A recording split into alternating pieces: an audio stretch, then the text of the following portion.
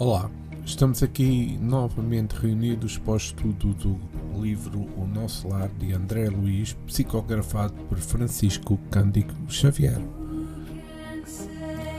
Agradecemos desde já aos nossos amigos espirituais, nossos guias, aos espíritos de luz que permitem que possamos fazer este estudo e neste caso, ter o discernimento necessário para poder explicar da melhor forma possível todo o conteúdo deste livro.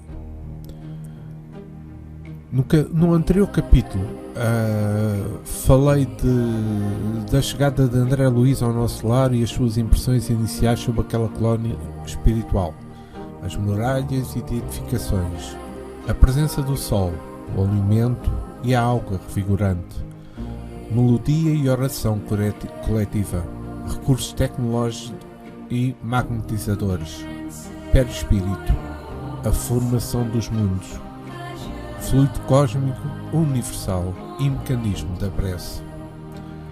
Vamos iniciar então o estudo do capítulo 4. O médico espiritual. No dia imediato, após reparador e profundo repouso, experimentei a bênção radiosa do sol amigo. Qual suave mensagem ao coração. Claridade reconfortante atravessava a ampla janela, inundando o recinto de cariciosa luz. Sentia-me outro. Energias novas tocavam-me o íntimo. Tinha a impressão de solver a alegria da vida, a longos haustos, neste caso aspirações. Bem, aqui vamos ver o que é que poderá significar este experimentei a bênção radiosa do sol amigo. Qual suave mensagem ao coração. Como tínhamos visto no capítulo anterior, o sol que nos ilumina neste momento é o mesmo que nos vivificava o corpo físico. O nosso sol, a divina matriz da vida e claridade que radia, provém do autor da criação. Isto foi o que lemos no capítulo anterior, ou seja, no capítulo 3. Já consciente sobre a importância do astro-rei para a vida física e espiritual, André Luiz consegue usufruir da presença e dos seus fluidos revitalizantes. Recurso este que não encontrava na pesada atmosfera do umbral onde esteve alguns anos. Isso nos faz pensar se, quando nos entregamos à ansiedade, à revolta, ao desequilíbrio, a preocupações, ao desânimo, à desesperança, os verdadeiros estados umbralinos do nosso ser, também não queríamos e mergulhamos na atmosfera fluídica que não nos permite receber a luz para nos guiar.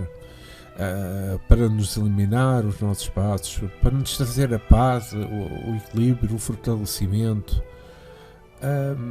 Isto é muito importante, muito importante. Vamos ver, liberto do corpo físico, o espírito tem necessidade de repouso do sono. Bem, repouso e o sono sistemático são ainda o resultado do condicionamento terreno. Apesar de não haver inatividade para o espírito, ele necessita de período de descanso intelectual, ou seja, moral. Quanto mais purificado, menor esta necessidade. Bem, voltamos ao texto e André Luiz continua. Na alma, apenas um ponto sombrio, a saudade do lar, o apego à família que ficara distante. Numerosas interrogações paravam-me na mente. Mas tão somente era a sensação de alívio que eu sossegava o espírito, longe de qualquer interpelação. Quis levantar-me, gozar o espetáculo da natureza, cheia de brisas e de luz, mas não o consegui, e concluí que, sem a cooperação magnética do enfermeiro, tornava-se impossível deixar o leito. Esta, aqui parando o texto, porque será que André Luiz tenha concluído que sem a cooperação magnética do enfermeiro tornava-me impossível deixar o leito? Bem, há uma coisa que é muito clara. O seu estado de fraqueza ainda era um sinal que ainda se ressentia do desgaste emocional das zonas inferiores e da doença física que afetara o seu corpo espiritual. Daí, essa desarmonia era compensada pela doação fluídica do amigo que prestava socorro, a cooperação magnética do enfermeiro, como ele menciona, e que lhe supria de boas energias. Mas vejamos, o magnetismo é um fenómeno da vida, por constituir manifestação natural em todos os seres encarnados e desencarnados.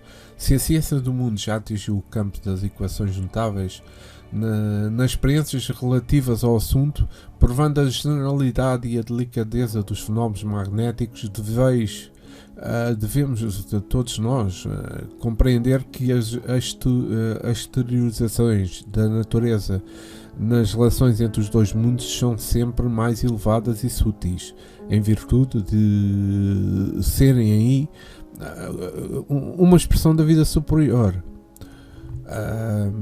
Já na revista espírita de Allan Kardec, de setembro de 1865, isto era mencionado da seguinte forma: o fluido espiritual será tanto mais purado e benfazejo quanto mais o espírito que o fornece for mais puro e mais desprendido da matéria. Aqui está, não é? Muito claro. O fluido espiritual mais poderoso em fase da pureza produz efeitos mais rápidos e muitas vezes acompanhado por simpático desconhecido. Cumprimentaram-me atenciosos, desejando-me paz. Meu benfeitor da véspera indagou do meu estado geral.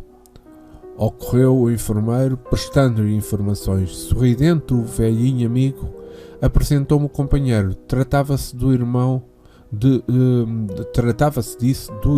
Henrique de Luna, do Serviço de Assistência Médica da Colónia Espiritual.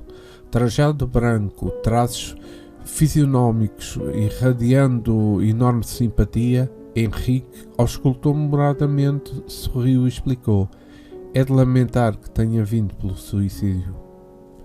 Aqui vamos parar no texto e qual seria a atuação de um médico nestas esferas espirituais. Ou seja, será como atuando nas harmonias e ilusões do perispírito. O médico espiritual necessita de conhecimentos específicos sobre as causas profundas desses ajustes, não é? Senão não conseguiria atingir os objetivos. É na mente do paciente que investiga a origem dessas enfermidades, essa atividade que lhes exige competência e virtudes morais.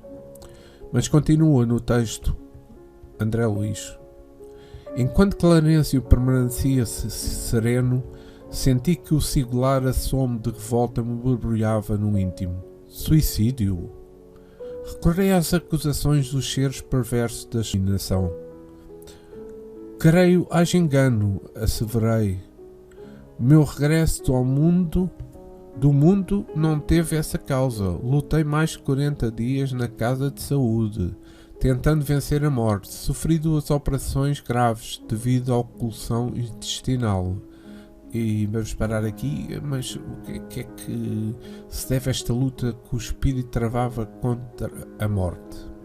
Bem, um dos mais perfeitos atos instintos do ser é o ato de viver, claro. Um dos mais eficientes instrumentos naturais que decorre da necessidade da manutenção da vida orgânica obrigatória ao desenvolvimento físico e moral dos seres, bem como à realização de tarefas de colaboração com a obra da criação. Pois vejamos estes apontamentos do Livro dos Espíritos de Allan Kardec, onde na 702, sob o instinto de conservação, é uma lei da natureza. A resposta é a seguinte: sem dúvida, todos os seres vivos possuem, qualquer que seja o seu grau de inteligência, nuns é puramente mecânico, noutros é racional. Também na pergunta 703, com que fim Deus concedeu a todos os seres vivos o instinto de conservação?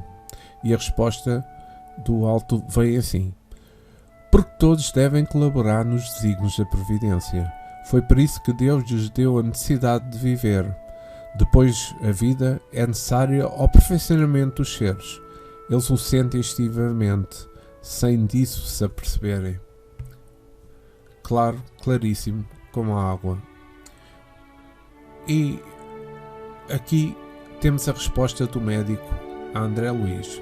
Sim, esclareceu o médico, demonstrando a mesma serenidade superior, mas a oclusão radiava-se em causas profundas. Talvez o amigo não tenha ponderado bem. O organismo espiritual apresenta em si mesmo a história completa das ações praticadas no mundo. Ora, aqui vamos ver uma coisa. O porquê do médico dizer das ações praticadas no mundo? Bem, é que, sendo o perispírito o veículo fluídico entre o espírito e o corpo físico, em suas moléculas ficam registadas as harmonias e desarmonias do comportamento mental do ser e todas as suas vicissitudes praticadas na vida material. Aqui no roteiro de Emmanuel, psicografado por Francisco Cândido Xavier, no capítulo 6, Emmanuel menciona: o perispírito é ainda um corpo, organização que, representando o molde fundamental da existência para o homem, subsiste além do túmulo, de conformidade com o seu peso específico, formado por substâncias químicas que transcendem a série de elementos de formação conhecida até agora por ciência terrena. É a aparelhagem de matéria rarefeita, alterando-se de acordo com o padrão vibratório do corpo interno.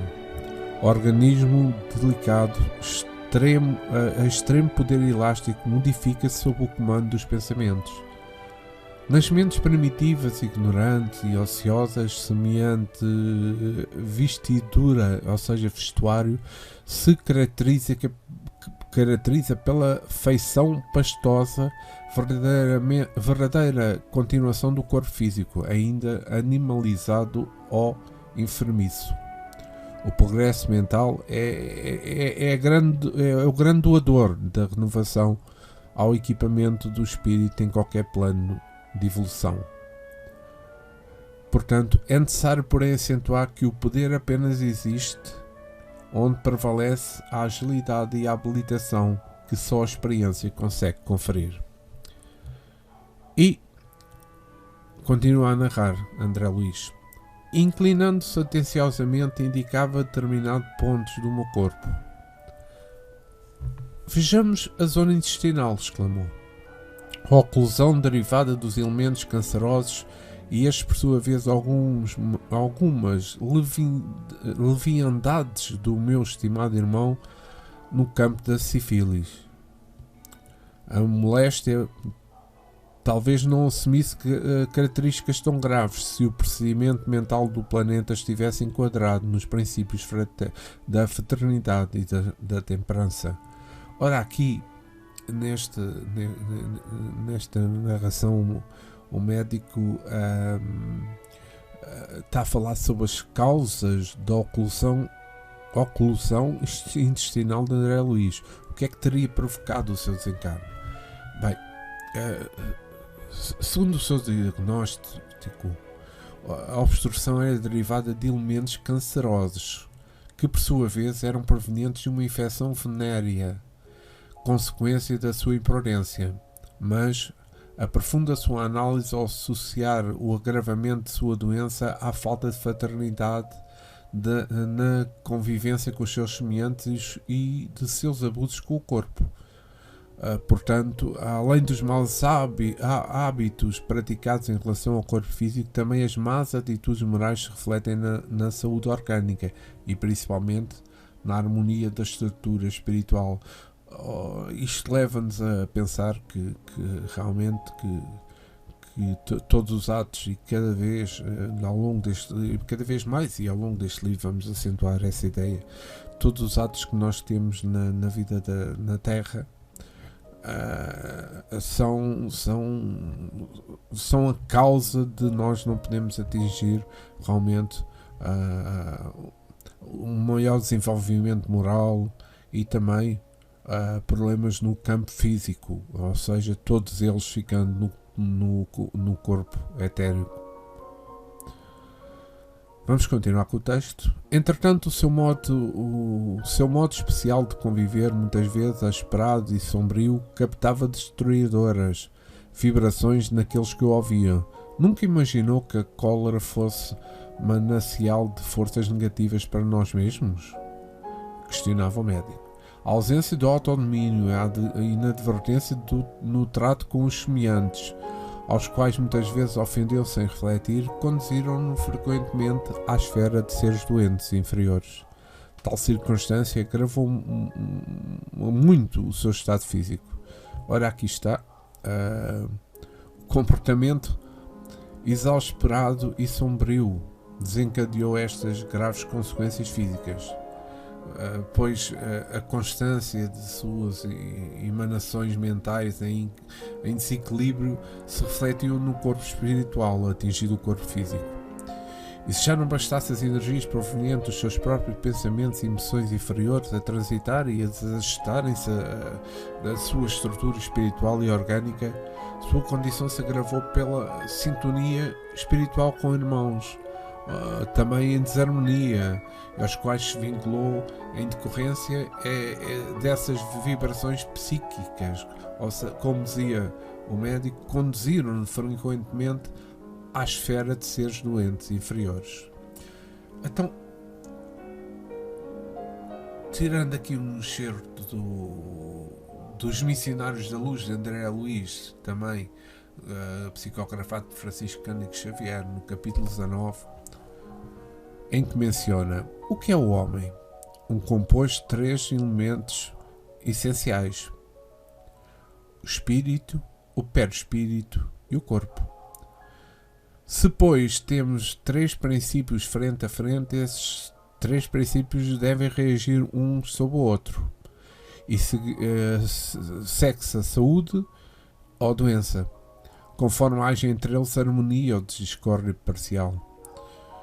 Assim como o corpo físico pode ingerir alimentos venenosos que lhe intoxificam os tecidos, também o organismo espiritual, o organismo perispiritual pode absorver os elementos de degradações que lhe corroem os centros da força, com reflexos sobre as células materiais. Às vezes, semelhantes absorções constituem simples fenómenos sem maior importância. Todavia, em muitos casos, são suscetíveis de ocasionar perigosos desastres orgânicos. Isto acontece normalmente, especialmente quando os interessados não têm vida de oração, cuja influência benéfica pode anular inúmeros males.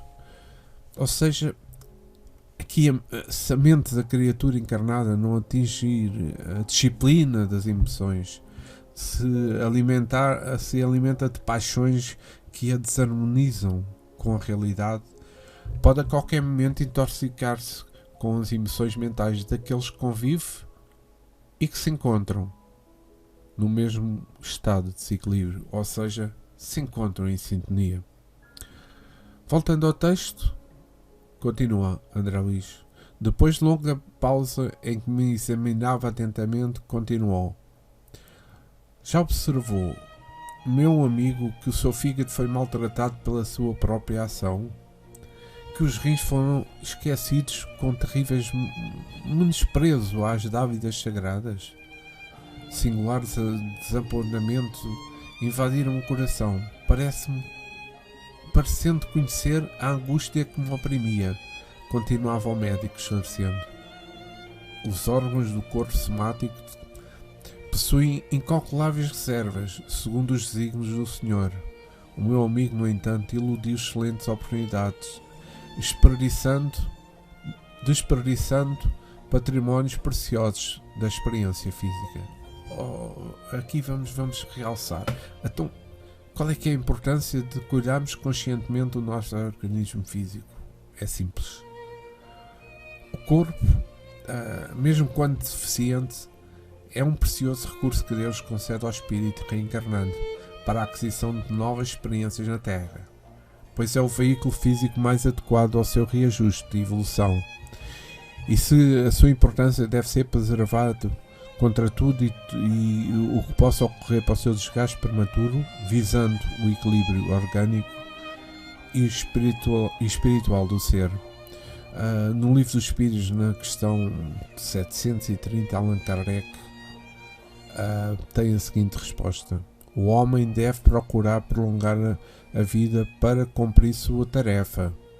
Eis porque Deus lhes concedeu o instinto de conservação, que o sustenta nas provas.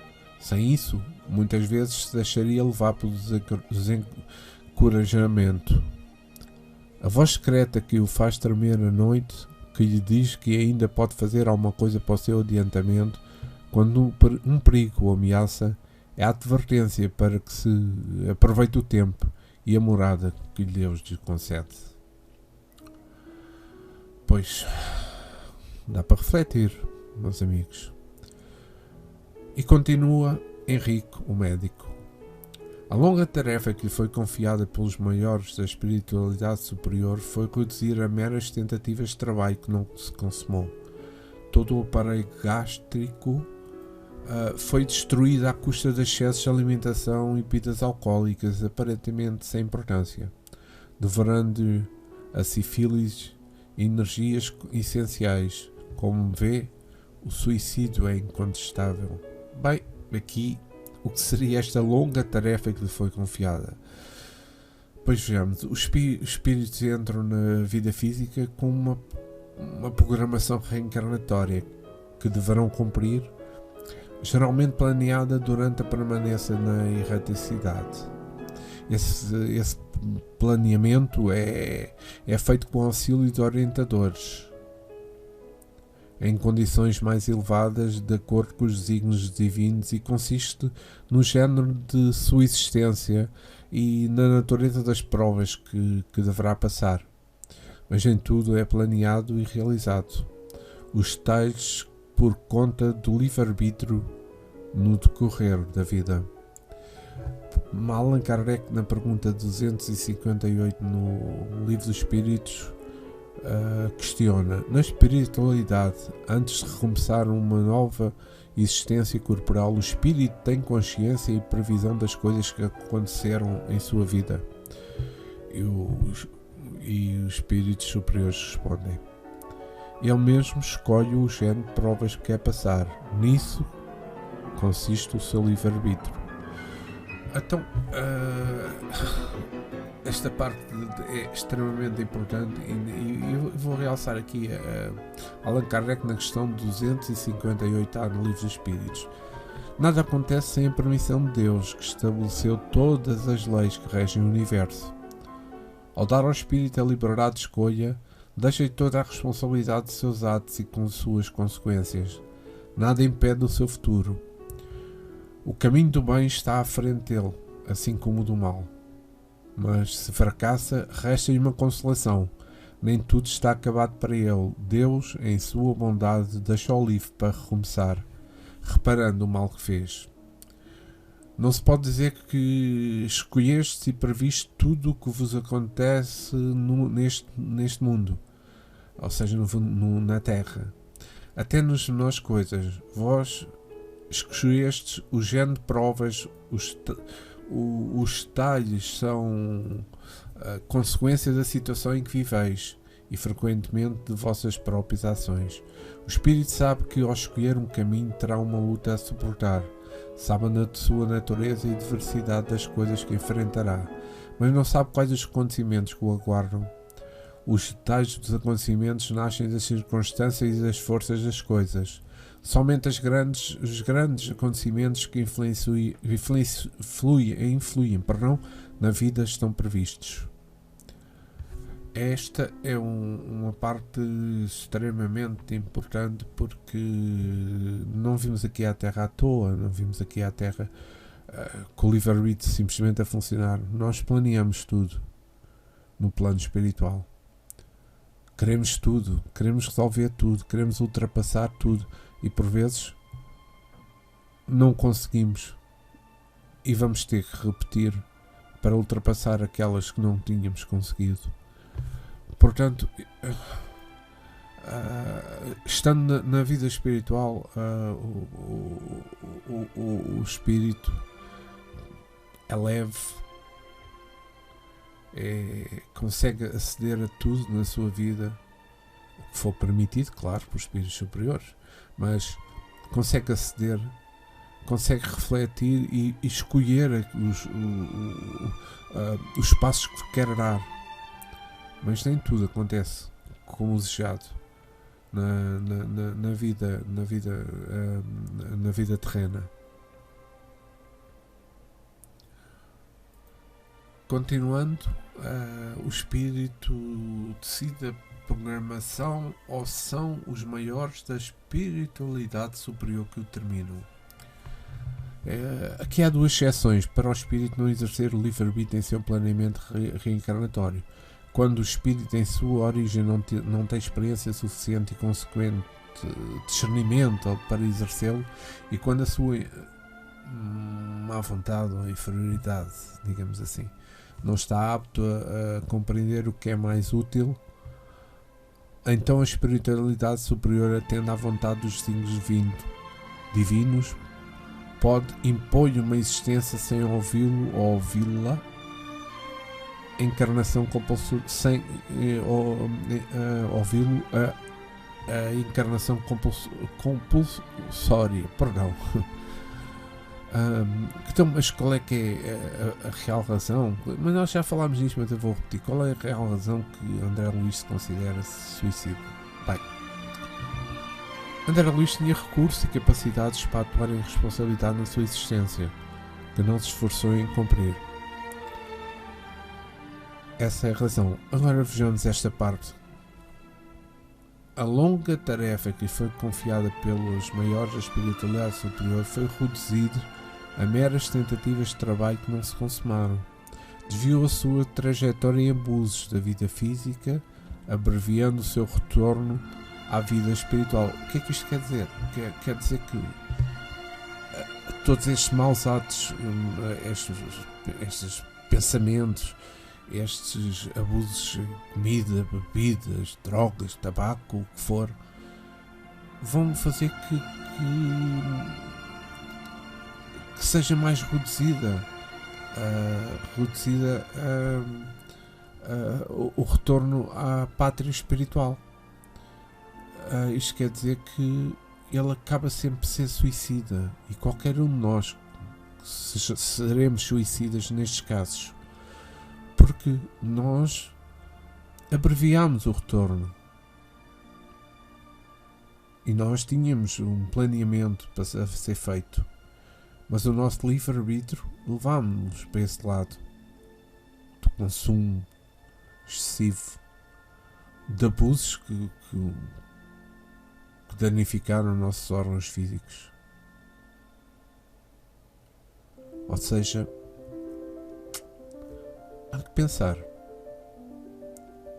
aqui, para quando chegarmos ao outro lado, à vida espiritual, nós não tenhamos estes pensamentos, nós não tenhamos estas formas de levar-nos a pensarmos de uma forma negativa, porque estou aqui, porque eu deveria ter feito isto ou aquilo e não fiz, estou a pagar por isso. Bem, as missões dos espíritos têm sempre o bem por objeto, seja como espíritos, seja como homens, são encarregados de ajudar o progresso da humanidade, dos povos, dos indivíduos, num círculo de ideias mais ou menos amplas, mais ou menos especiais, de preparar vias para certos acontecimentos, de velar pela realização de certas coisas. O espírito se adianta segundo a maneira da qual desempenha a sua tarefa, o bem e o mal, que fazemos vem das qualidades que possuímos. Portanto, não fazer o bem quando podemos é um resultado de uma imperfeição. Se toda a imperfeição é fonte de sofrimento, o espírito deve sofrer não somente pelo mal que fez, como pelo bem que deixou de fazer na vida terrena. A todo aquele que foi dado, muito será requerido, e ao que muito foi confiado, ainda mais será pedido. Isto é Lucas 12:48, no livro. Lucas menciona esta última parte esta parte que eu li, e que é importante. E volto a repetir: a todo que muito foi dado, muito será requerido, e ao que muito foi confiado, ainda mais lhe será pedido. Bem, voltemos ao texto, André Luiz. Meditei nos problemas dos caminhos humanos, refletindo nas oportunidades perdidas. Na vida humana, consegui ajustar numerosas máscaras ao rosto, talhando-as conforme as situações. Aliás, não poderia supor no outro tempo que me seriam pedidas contas de episódios simples que costumava considerar como factos sem maior importância. Conceituara até ali os erros humanos segundo os preceitos da criminologia. Pois, agora vejamos. André Luiz menciona no texto: ajustar numerosas máscaras ao rosto, talhando-as conforme as situações. O que significado é que isto terá? Então podemos ver que na vida física podemos nos esconder atrás das máscaras que criamos de acordo com os nossos interesses, usando palavras, gestos e fisionomia dissimulada. Mas, no entanto, no plano espiritual, irradiamos e expressamos o que somos, o que pensamos e o que sentimos. Simples, não é? Pois, então vejamos no Livro dos Espíritos, na pergunta 283. Os espíritos podem esconder-se seus pensamentos? Pergunta Allan Kardec, e a resposta é a seguinte: não. Para eles, tudo está a descoberto, principalmente os que são perfeitos. Ora,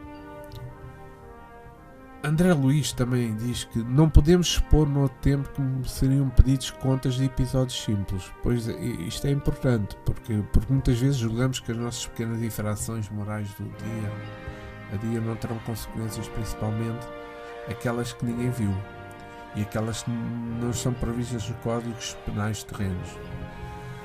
Não consideramos que ficam gravadas em nosso eu espiritual, em nossa consciência, e as exteriorizamos.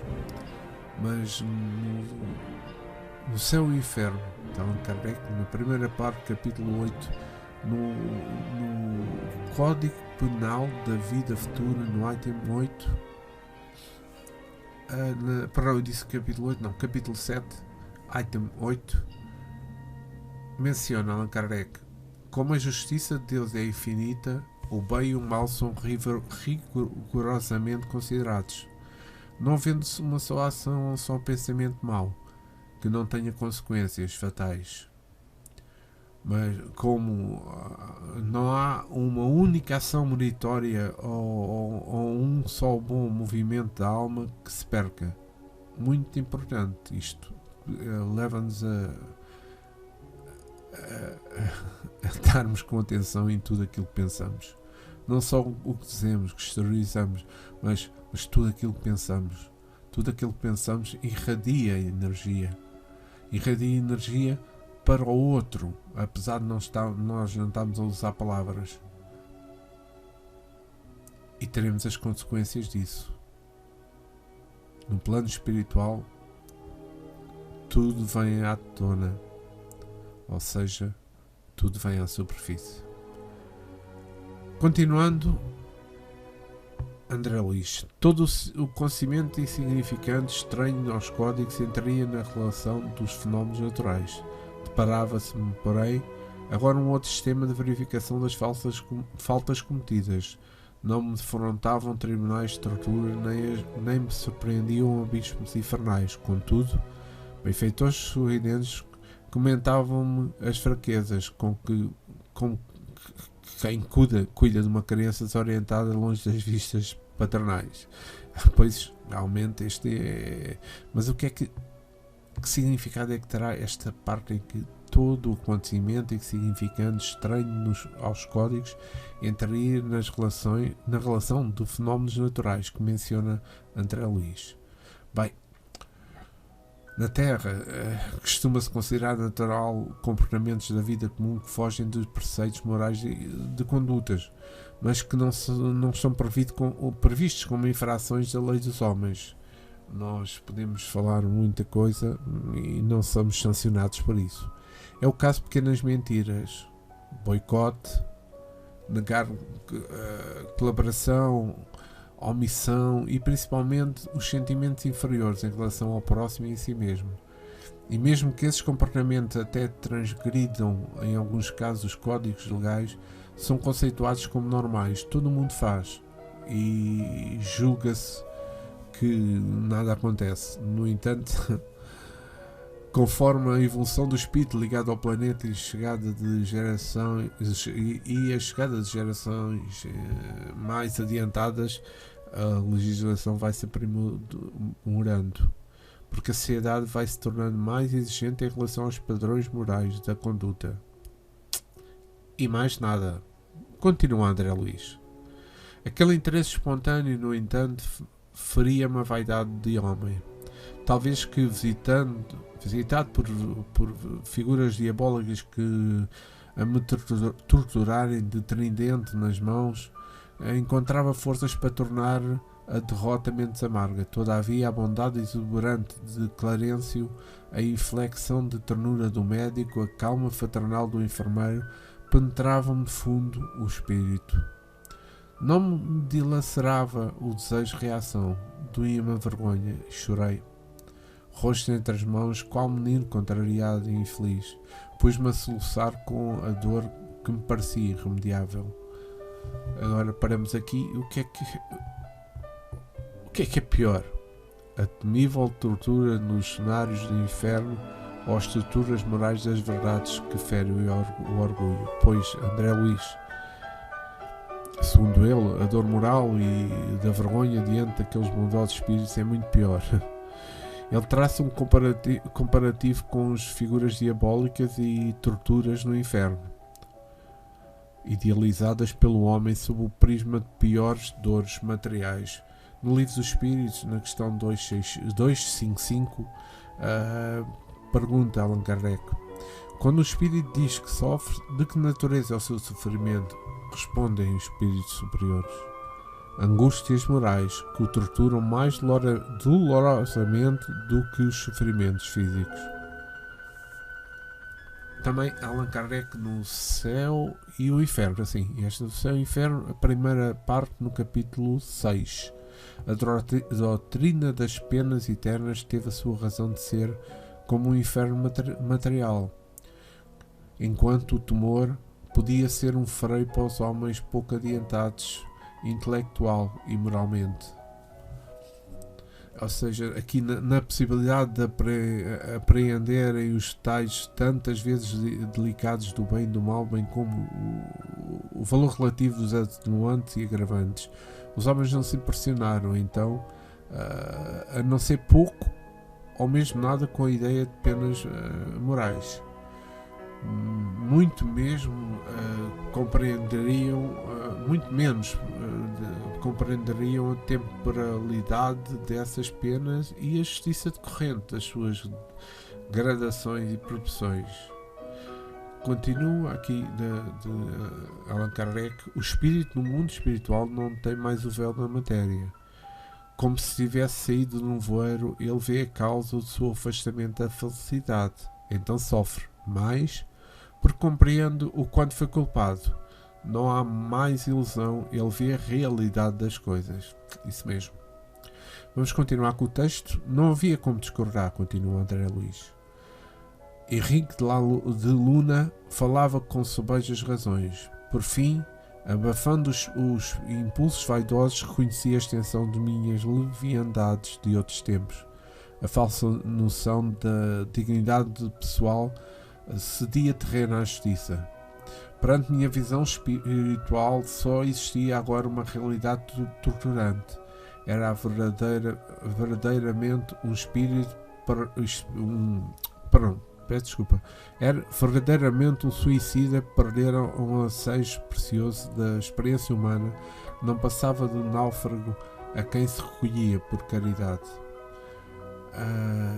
Paramos aqui o texto. Mas André Luiz se conhecia agora como um náufrago a quem se recolhia por caridade? Não entendo. Mas vamos ver se eu consigo explicar. Antes julgava possuir méritos, identificando a sua condição como indivíduo. Porém, aquelas verdades iluminativas que lhe apunhalavam o orgulho que lhe restara, o resgatavam da falsa noção da dignidade pessoal, cedendo terreno à justiça da sua própria consciência e débito. Compreendia agora André Luiz o seu fracasso e a razão do seu estado. Identificava na atitude e nas palavras daqueles bondosos irmãos verdadeiros atos de caridade, através das quais a misericórdia divina se apresentava àquele filho desviado do seu sublime amor. Mas o que é que seriam esses impulsos vaidosos? Bem,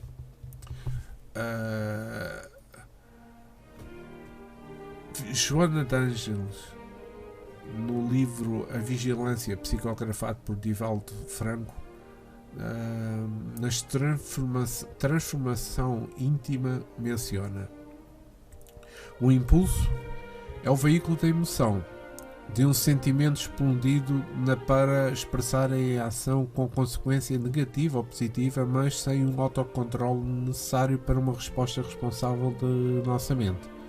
E o vaidoso é aquele que se deseja atrair a admiração das outras pessoas, criando uma imagem pessoal para mostrar-se.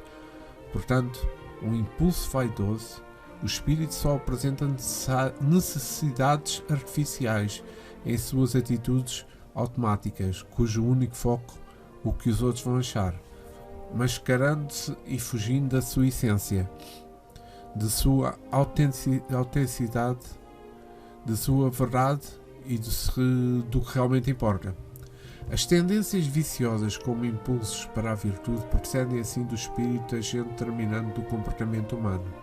As exceções demonstram o poder da vontade, que é uma manifestação do espírito enquanto acionada, impulsionando para uma ou outra atitude.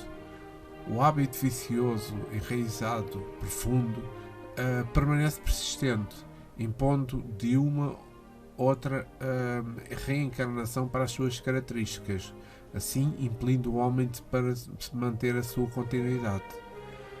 Da mesma forma, os saudáveis esforços no bem e na virtude resumam das marcas da alma e conduzem vitoriosos aos trabalhos de edificação.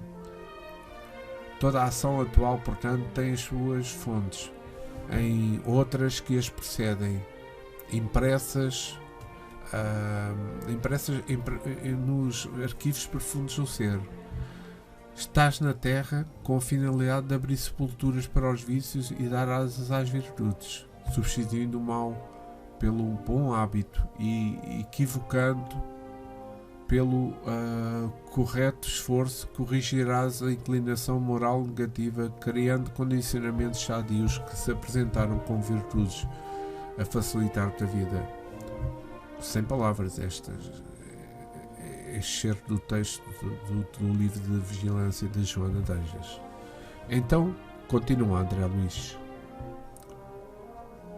Foi então que o generoso Clarencio, sentando-se um leito ao meu lado, afagou-me paternalmente os cabelos e falou comovido: oh, meu filho, não te lamentes tanto. Busquei-te atendendo a intercessão dos que te amam, dos planos mais altos. Tuas lágrimas atingem seus corações. Não desejas ser grato, mantendo-te tranquilo no exame das próprias faltas. Na verdade, a tua posição, a de suicídio inconsciente. Mas é necessário reconhecer que centenas de criaturas se ausentam diariamente da Terra nas mesmas condições. Pois aqui temos a consideração suicida todo aquele que provoca a sua própria morte. E André Luiz foi considerado suicida inconsciente porque não causou o seu desencarne intencionalmente, mas tinha conhecimento sobre as consequências dos seus abusos, em prejuízo das funções vitais da organização biológica do seu corpo, antecipando o seu retorno à pátria espiritual. Estas considerações que nos fazem meditar sobre os nossos hábitos em relação à saúde, afinal, são responsáveis pela preservação da nossa vida, a oportunidade abençoada da evolução. No Céu e Inferno, Allan Kardec, no capítulo 4, menciona: o suicídio mais severamente punido é o resultado do desespero que visa o livramento das misérias terrenas, misérias que são ao mesmo tempo expiações e provações. Furtar-se a elas é recuar ante a tarefa aceita e, às vezes, ante a missão que deverá cumprir. O suicídio não consiste somente no ato voluntário que produz a morte instantânea, mas em todo quanto se faça conscientemente para apressar a extinção das forças vitais. Também no Livro dos Espíritos, na pergunta 952, Kardec questiona: o homem que morre vitimado pelo abuso de paixões, que sabia que apressariam o seu fim, mas às vezes que não tem mais o poder de resistir por se ter habituado a fazer delas verdadeiras necessidades físicas, comete suicídio? E a resposta foi o seguinte: é um suicídio moral. Não percebeis que neste caso o homem é duplamente culpado? Há nele então a falta de coragem e brutalidade acrescidas do esquecimento de Deus. Também na pergunta 952, Kardec questiona: este será mais culpado do que aquele que tira a si a mesma vida por desespero? É mais culpado, porque tem tempo de refletir sobre o seu suicídio. Naquele que o faz instantaneamente, há muitas vezes uma espécie de alucinações que tem alguma coisa de loucura. O outro será muito mais punido, por isso